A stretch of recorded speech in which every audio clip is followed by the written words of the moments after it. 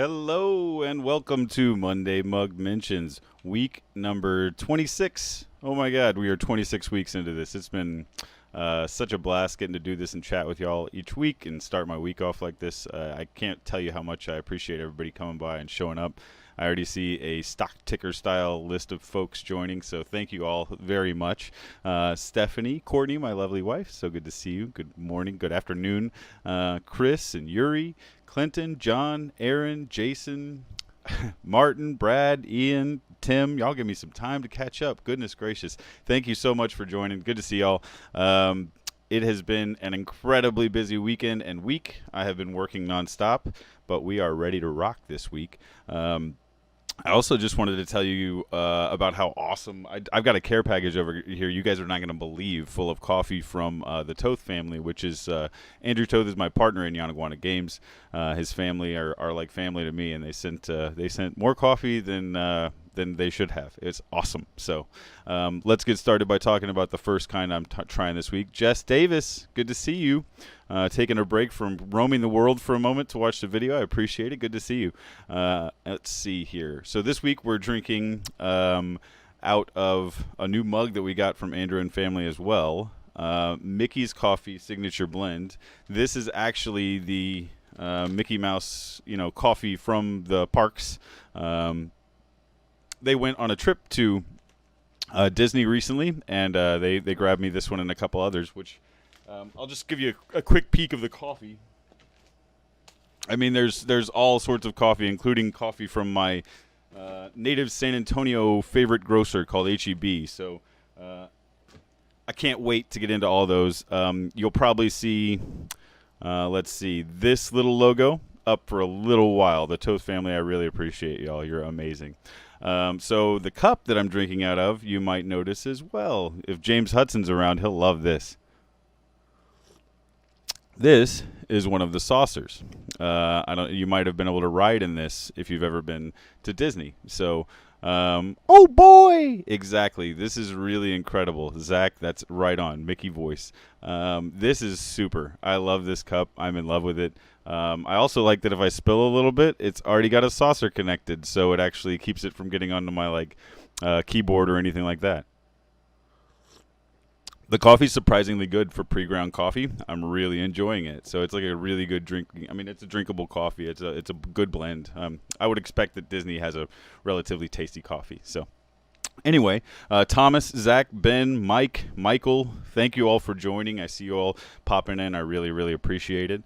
Yeah, this is delicious coffee. I'm really, really enjoying it. I've had it actually this week. I've been drinking it over the course of the weekend since I have so many to try. And it's good. Thank you again, Andrew. I can't tell you how much it means to me. He sent me more stuff too. There's like a bunch of drop mix gear back there for our drop mix for to play with the kids, and just a huge care package including baby clothes for Corbin. So we really, really appreciated that. Y'all are so sweet. We love you. We miss you a ton. So that's one hard thing about being across the country is I don't get to play board games with my development partner every weekend like I used to. So all right. Michael, yo, Michael, good to see you as well. Yuri says, I had too much coffee today. I'm feeling it. Those jitters, they get you going. I know what you mean.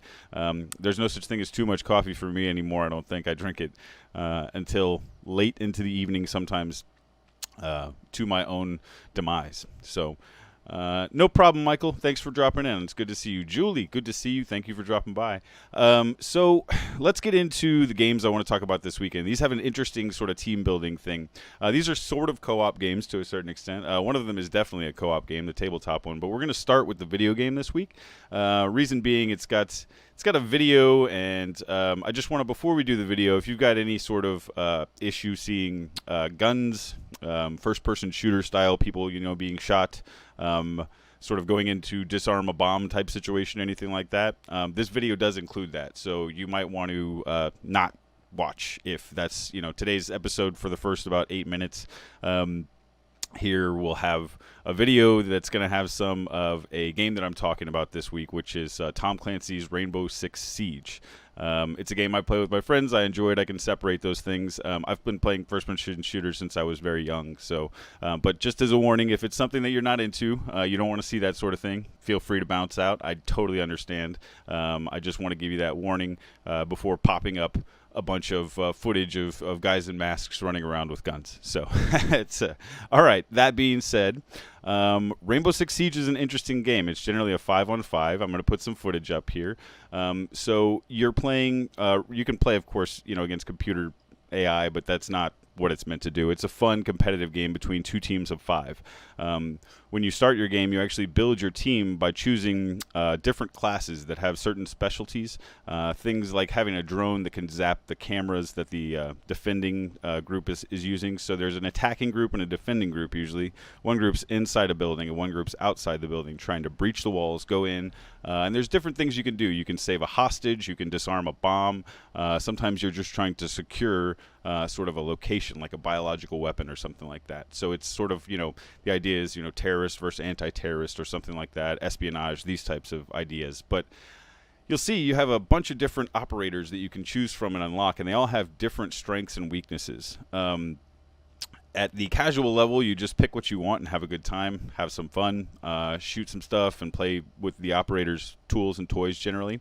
At the rank level, generally people tend to build a very specific set of 5 that has very specific uses for different situations. So let's say that you're on a map where you're going to need to deal with getting a hostage out. You wouldn't want someone who shoots a bunch of explosives into the room, because if you kill the hostage, then you've failed, of course. So you're going to want people that can breach walls without blowing up the entire room. That's something that you can do. You can choose to structure your team that way.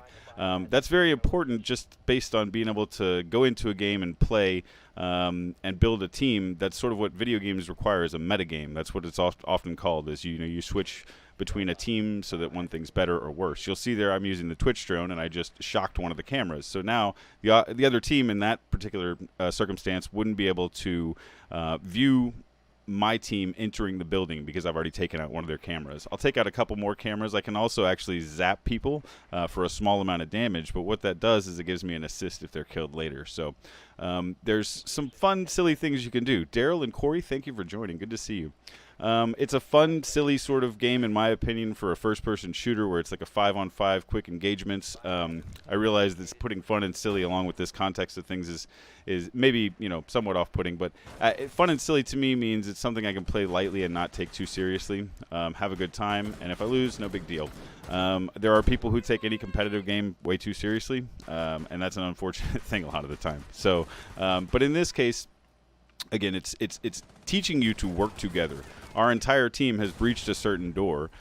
You'll also notice there's a smoke bomb there. What happens is a lot of times is you'll want to sort of guard what you're seeing. But you see here, I've noticed that somebody's shooting at my teammate and has downed him. I see where they are, and I'm able to peek and shoot them in the head. That's a lot of what the game is sort of a back and forth. And then also sort of, your teammates act as bait at sometimes, or they will give you an idea of where things are happening. So sometimes somebody will stick their head right back out, which is why I've got my gun trained on that same location. But you learn sort of the layout of the maps, you learn sort of things. And my indication that I get from most folks is that this sort of experience doesn't correlate well to a board game. Any kind of first-person shooter just you can't do it. I've heard it many times. I don't think I agree with it, but I understand. It sounds like a really, really hard challenge. To turn this sort of tension, and I'll be honest, when I play Rainbow Six sometimes, and it's just one-on-one. I think it happens in this next game if I remember the recording, but it's one-on-one, and my heart was beating. The other person jumped in the window. I should have gotten the drop on them and shot them, but they shot me and I lost the round. It's adrenaline pumping, all those sorts of things. You generally don't get that from a board game, but I think we could probably do something along the lines of finding a way to do, real full adrenaline pumping games along with first-person shooting action. Derek Funkhauser mentioned adrenaline. I don't think I've ever played that, so I definitely should, because if that's one in that realm, I'd like to check it out. So yeah, I think I only do one of each side here just to show you that there's an attack and defend. But as we set up here, I want you to look. You'll notice that my character, he sets down some armor for everyone else. He's the only character that can do that in the game. So I've just given everyone extra hit points against bullets to the chest. That's a huge benefit for a whole team to have. Then we go around and you'll notice I'm barricading walls. This means they can't be breached by normal explosives.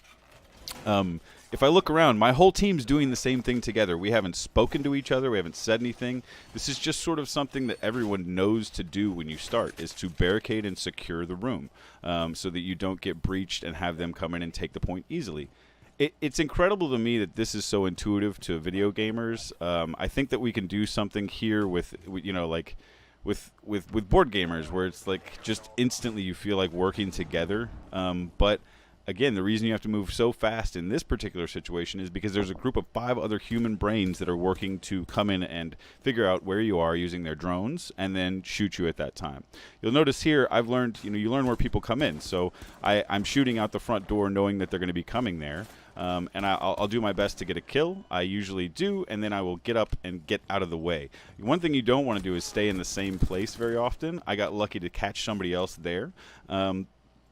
A lot of times you want to be able to just like quickly fire and quickly do things, and I don't know how that translates to first-person shooters. Jason says nothing is impossible, we can do it, and I totally agree with that. I think first-person shooters can exist from everything from a micro game to a very large Euro game if done correctly. So Derek says super fun, a first-person shooter Euro. I need to play Adrenaline. Absolutely. That sounds like something I might love. So that's going to go on my list of mini games I need to play. So Jason says Space Cadets Dice Duels is a tense team game, Jeff Engelstein's game. I need to play that as well. I've played the Space Cadets, but I've never played Dice Duels. So Rainbow Six Vegas, man, I played that thing out. Yuri says, yeah, like the Rainbow Six series has had a lot of people who have played it. The reason I enjoy it is it's not a first-person shooter in the arcade sense where you're just running around shooting and stuff like that. Once you're out for a round, you're out, and you just watch the rest of your team. You can support them. You'll see, I look at different cameras here, and I'm checking to see if I can find where the enemy might be because I don't hear footsteps around me or anything like that. That's one of the strategies in the game is to look around while you maybe think that you can, outsmart the enemy. I think you'll notice here there's 4 versus 1, and normally you should have a clear advantage in that situation. If I recall, if you watch what plays out here, and then we'll turn that off, the one person takes out my entire team, including me, when I'm the last one. So you'll see here it got down to 2v1, so he's just killed 2 of my teammates. I probably should run out to their corpses. He's just killed my the final teammate, so it's 1v1. And I think, well, he's going to come in this door almost certainly, but let me just check back the other way, of course. I'm going to double check. There's no way that he's outside the way he killed everyone. He couldn't have been peeking in that window, was going through my head. Spoiler alert, I was wrong. He comes in the window, my heart was beating quickly, and I missed the shot. I was thinking he was down one of those 2 hallways or doors, and he was not. So I think there's something even in that moment where you can sort of teach something, or you can learn something for board game design there when you say, okay, so you think it's definitely here or here. If it's not, you're gonna pay greatly when that person pops through the window. And again, this was a 4v1 just a moment ago. 4 of my teammates alive, 1 person here, and this person just came in and was able to win that round. I won't make you suffer through any more footage, but essentially, yeah, they had an adrenaline boost, and that helped them get in and shoot me quick too. So it continues like that until somebody gets 3. Spoiler alert, in this case, we actually got the 3. I was very happy to have that. So a couple of comments to catch up on here. Brad says, only Rainbow Six I played was the original way back. Yeah, it's been around for a long time, the series. I didn't play a lot of the old ones. I'd come away from first-person shooters, I'll be honest.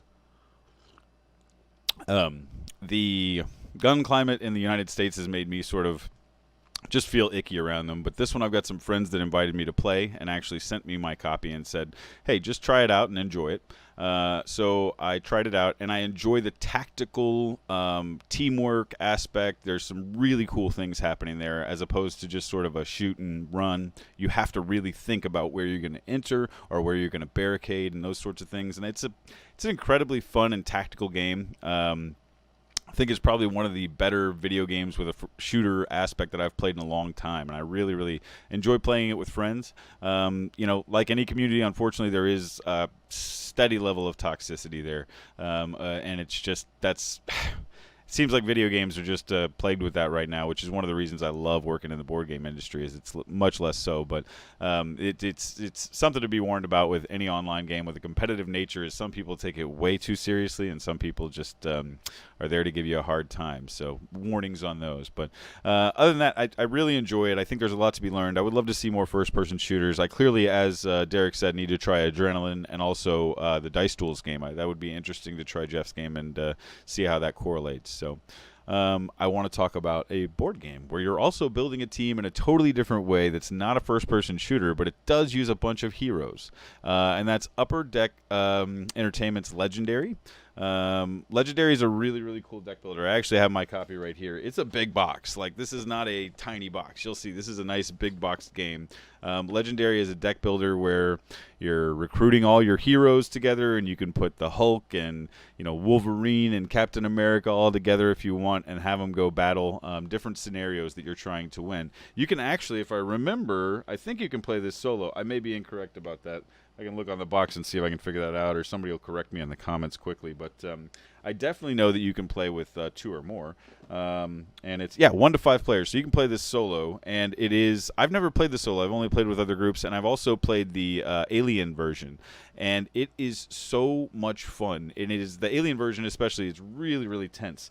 But Legendary, you're building a team, and you can build it differently anytime you want. I think it shares something with Rainbow Six there, is where you can see Daniel, good to see you. And Stephanie says, yes, you can. Solo isn't super great. I could see that. Deck building solo kind of goes quickly, and it doesn't feel like there's people to, you don't work together as much. What I enjoyed about Legendary, Stephanie's one of the people who taught it to me, as a matter of fact, is how much you work together and sort of enjoy this experience of trying to beat this difficult situation. And we just barely beat the game we played, and it was sort of the entry-level scenario. So I love how difficult Legendary is.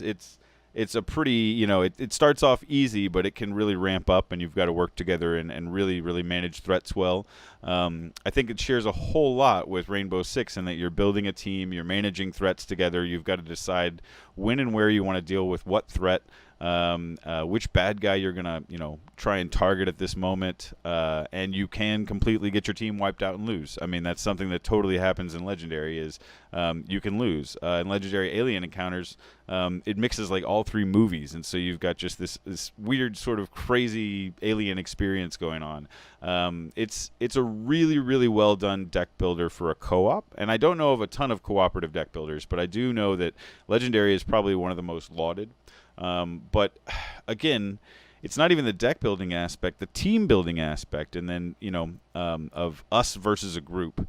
One thing I would like to see is something on this scale of a team building deck builder, or maybe another game. But in this particular example, a team building game where you do something similar to Legendary. You build a team of different superheroes, maybe with 3 or 4 other people, against 3 or 4 other people who are building the super villains, right? And so it becomes a cooperative experience for both teams, similar to Rainbow Six Siege, but you're going to go off and battle each other, and one of you is going to win and one of you is going to lose, and maybe there's rounds or something like that, but in general, maybe not. Just the villains either win or the bad guy or the good guys win, and maybe you can have side objectives. I mean, like Legendary and stuff does, but ultimately, I would love to see a game where you can go, okay, the 3 of us are going to be, the Avengers, and the 3 of you are going to be, X, Y, and Z bad guy. You can just pick. I mean, and I like the way Legendary does it, that you can mix all sort of different, sort of universes. It's really, really fun to be able to have that sort of silly stories about why these, superheroes might be interacting, or even calling back to certain episodes where they, appeared in one comic or another, and say, this would be this comic because in episode, or in issue number 42, this character and this character actually interacted. So, Brad says Sentinels of the Multiverse. I think that's somewhat similar, but it doesn't ever seem to me to be like what I'm talking about, where you sort of the 3 of you build and 3 of, or 4, however many people, is sort of arbitrary in the number, but a certain group of you build against another group of you build, and then you face off or something like that. I think Sentinels is a fine game. I've played it plenty of times. I don't think it's what I'm talking about in this particular instance. I even think maybe adapting this to the first-person shooter might be fine. So, we're going to, but our people together with certain traps and things like that, and then you can put your people together with certain defenses and things like that, and then we attack and you defend. I think there's a hidden movement game that Tim Fowers kickstarted that's very similar to this, which I really enjoy, but at the same time, it's not exactly what I'm talking about here. It's more of a hidden movement. You've got a screen up between you. We're trying to stop you from stealing or hacking the server, I think, if I remember correctly, when I played the prototype. But it's a really fun game. It's one of the few times in my life I've gotten to kill Scott Gata from Renegade. I got to shoot him twice in that game, and I had a blast. So I think essentially if you want to get a group of people versus another group of people, it's got to be a super accessible and relatively easy to view game. That's why a deck builder seems like reasonable to me, but something with a large enough presence that everybody can see the same thing. Brad says, I guess you don't build a team against a team, but I feel you build a team of unique characters that fight against an enemy. Seems like you can create a more unique team that you're able to in Legendary. Yeah, so I think the team creation portion is great, but I think having two people fighting back and forth is an interesting, or two groups of people. I really don't want a one-on-one or even a 2v2 game. I would like this to be like 3v3 plus to really emulate that sort of thing. So that's just my thought process. Again, there's probably 1,000 different ways to go with this. Derek says, I'm going to PM you because I literally have a hidden movement first-person shooter game in development. Be happy to hear about it and chat about it, Derek. And I actually... I think we're both going to be at Grand Con, and maybe we can sit down and chat about it then. I am definitely... right now, the plan is I will be at Grand Con, and I am going to head out a couple days early to meet with some folks about projects we're working on. So it's really, really going to be a busy couple months here coming up, but we're excited about it. In terms of Record, we're hoping to hear back about some stuff on that being moved along very, very soon. So just waiting on a couple answers, and then we're going to be super happy. But other than that, I am getting ready to start traveling again. So that is going to be fun. Again, Legendary, I think building a team, potentially a first-person shooter, two teams building their own teams and then going against each other would be an interesting and fun idea. I don't have an IP connected for this one that I could figure out or anything like that, but I do have, again, a couple other of those video games ones that I've got plans to talk to some folks. If you're one of those folks that's waiting to talk to me, it has been an incredibly busy week, so I have had to push those meetings to next week-ish. So thank you for your patience if you are one of those folks who's waiting to talk to me about the video game IP stuff that we talked about for Dexterity, potentially, and a card-driven racing game, I think was what I mentioned. Legendary being mentioned and all that, let's move on to the media this week. This coffee is really good. I'm going to stop and take another drink. Ian Moss says, hey, yo. I say, hey, yo, Ian. Good to see you. I have got a ton of things right up here that need to go on paper for our project, sir. The business card deal, and as soon as I get a free moment, I'm going to start putting them down on paper. Let's see. Michael says, see you at Grand Con. Can't wait. We'll play some games together. Yuri says, man, I want to go to Grand Con. Grand Rapids is only an hour and a half away, but your schedule will not allow it. Oh, Yuri, that disappoints me a little bit. If you could even make it for one day so we could play some games together, Yuri, that would be super fun. If not, totally understand. I understand. I've missed a lot of stuff lately because of schedules.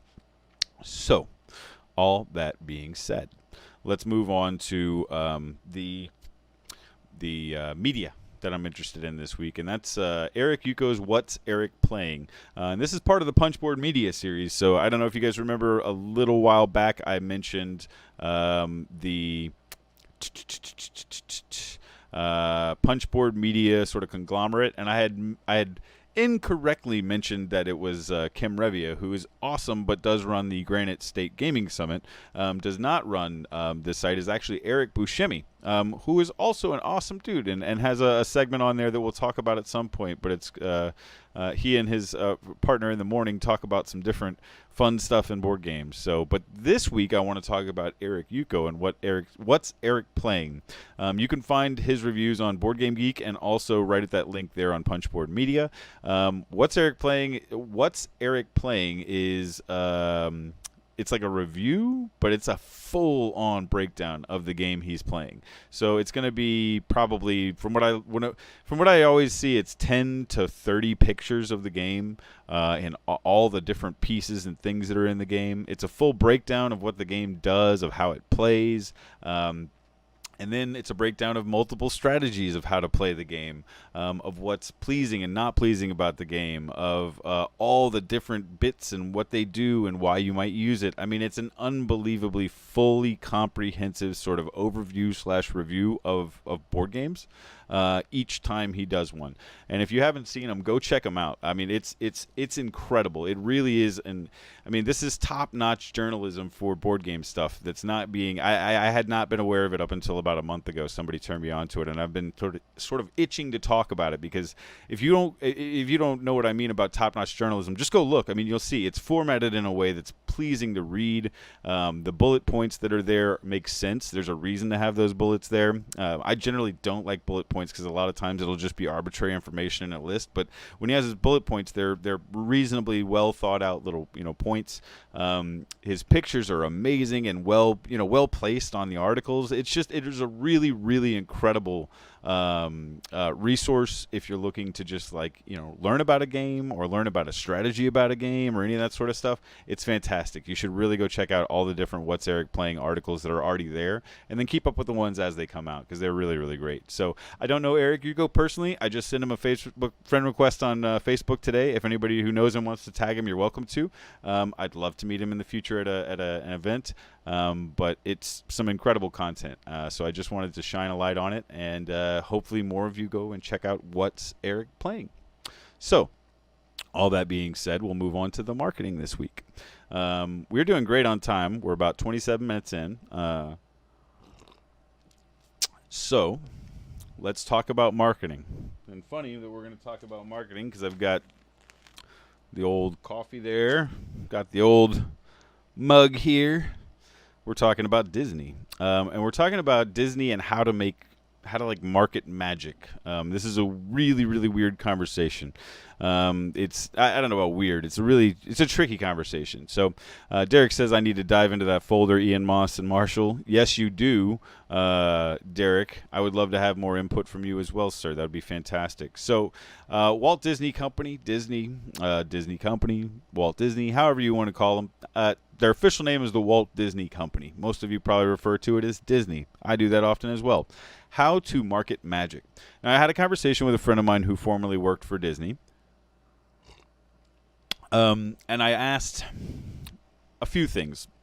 First of all, I had some major assumptions in my head about how things worked at Disney, just because you assume the budgets are so large that if you want to make something happen, you just say, let's do this, and then they go, okay, and here's all the money, and there you go, don't worry about it.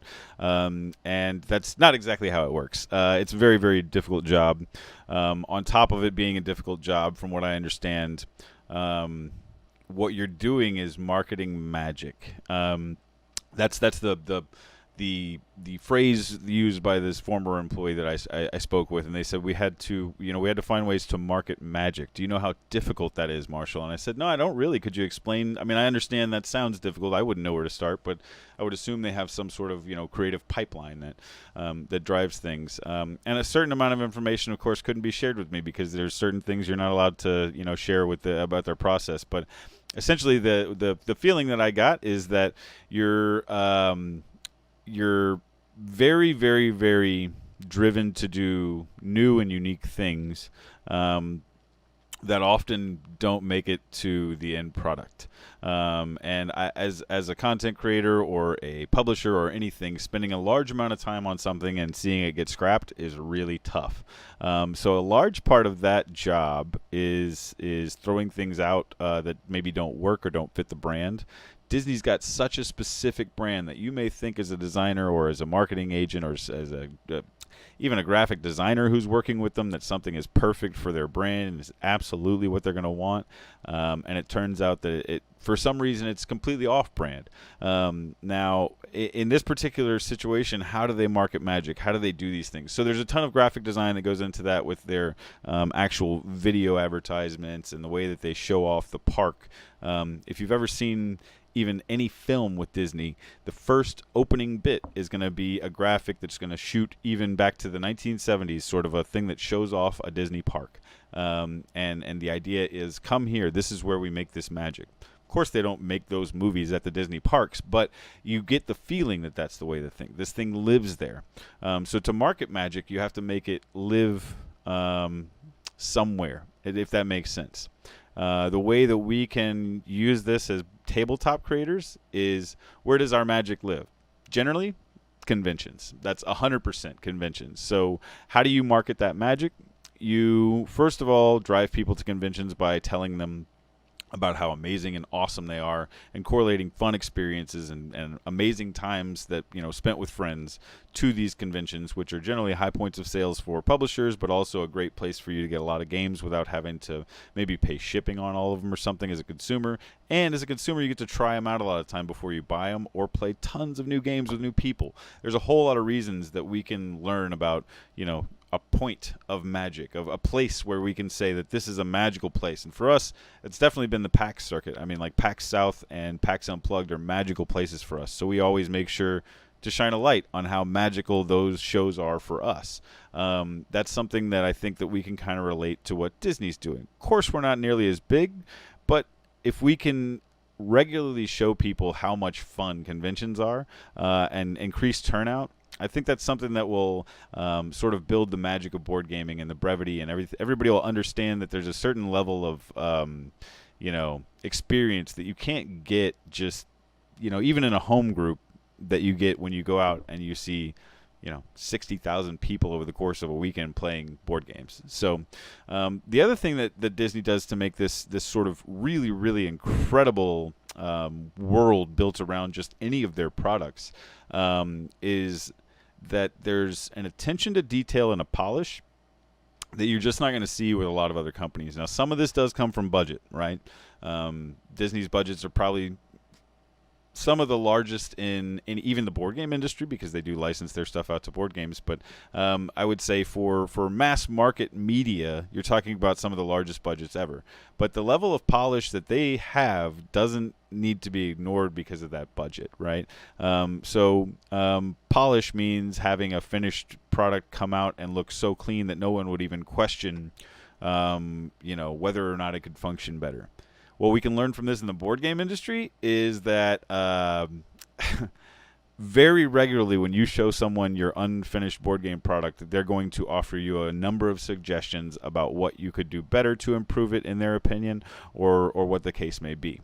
Now, that's not to say that when Disney releases a product, there aren't critics and people who say you could have done this or that better. But as a whole, no one's going to say, oh, they shouldn't maybe have released that yet, it was unfinished. I think for the most part, anytime that something's done, and I think there's a few other companies like this, like Blizzard with their games are generally polished right out of the gate. You don't see prototype versions. They have a very closed circuit that they test in. So that's larger companies have that availability. One thing I enjoy about the indie sort of publishing circuit is that we can all share ideas and sort of go from there. But I'll be honest, I love seeing a more polished prototype if I'm going to spend a lot of time playing it, because it's easier to understand and it just feels more like playing a game versus, pushing around paper. Now, to give me the idea of what a game is going to do, paper and little chits and cubes and stuff is perfect. But if I'm going to play a prototype in terms of trying to develop it, I certainly want to see a little bit of polish. And I think that's something you can learn, is that, if your game is firing it on so many cylinders that you think it's ready to pitch, maybe leave it artless, like I've said before. But if you're going to self-publish it, before you show it off to a whole lot of public, get some really nice stuff going on with it. At least the graphic design, at least the UX, make sure that it's really, really nice and polished. And I think if we maybe try to do that a little bit more in the board game industry, then maybe the level of indie publishing even raises more. So that's kind of all I have to say about it, other than the fact that one other thing that Disney does with their magic is that there's probably no end to the creativity of where their product line goes. I mean, this is probably a pretty simple one, right? You write in teacups, you sell somebody a cup that's like the teacup. But if you look at Disney's product line in terms of all of their merchandise, there's nothing they say no to in terms of what could be a product with our stuff on it, as long as it sticks to the brand. While we as tabletop creators generally just sell cardboard boxes, sometimes T-shirts, sometimes a few other dice, things like that. It's nothing to say there aren't other products that people might want that have to do with board games. And if you look at like Death Saves that Joe, I'm going to mangle his name here, Manganiello is starting, that's a clothing line for gamers. I think there's already been some like that, but I think there's always room for more. So that's definitely something to consider and think about. I definitely have a lot of products that are board game related that are not actual board games. So Daniel says, all great advice. I appreciate that. I think it's about time to wrap up this week. Derek says, that is what we've done for the Fate of the West, and it's been extremely helpful. Even when a pub takes it and changes the entire look, it helps them gain a visual of what we've made. And I think I've seen that prototype many times. Is that the one that you and Chris Strain worked on, Derek? And that is a beautiful looking prototype. That's exactly what I'm talking about. That is the kind that I would love to see more of, because I think I saw that board and I saw multiple different cards and graphic design that was just like, I could understand that right away. So that's exactly what I'm talking about. Absolutely. Julie Ahern says, Viva Java Coffee. The game or the coffee? Yeah. I think both are probably. I don't know if I've ever had the coffee. I think the game is good, and I also think Dice Hate Me games are great. I love Chris Kirkman. He's a super dude. So awesome, Derek. I'm glad that is the right one. Okay. Well, y'all, thank you so much for hanging out this week. I really appreciate it. This coffee's been delicious. I really appreciate all the chat. This has been amazing. I've got a lot of work to do, so I'm going to get back to it. We have a huge day today. We're sending off something that I think is probably maybe one of the biggest things we've ever done as a company, but I can't talk about it, of course. But we are sending off something huge today, so everyone send your most positive vibes towards Yanaguana. I also want to mention that probably next week, I'm really hoping, crossing my fingers, you're going to be able to see our new enamel pin. It's an animal, and it's doing something specific. And I guess maybe the first person to tell me what that animal is specifically doing in the comments here, that's maybe somebody I haven't told this to already. If you choose the animal and what it's doing, I guess it's a creature. I don't know. I'm not even going to say it's necessarily an animal. A creature and what it's doing that's on the enamel pen before we announce it, you get one. You get one of the very first ones. So you can comment here even after the video is done or on the reposted video that I will post on the Yanaguana Games site. But thank you all for being here this week. I hope you have a wonderful week. I hope you're having some coffee. I hope you have a fun game planned for sometime this week, or if you're playtesting, you must do that as well and enjoy yourself. So thank you very much. Y'all have a wonderful week, and I will see you next week, same time, same place. Bye-bye.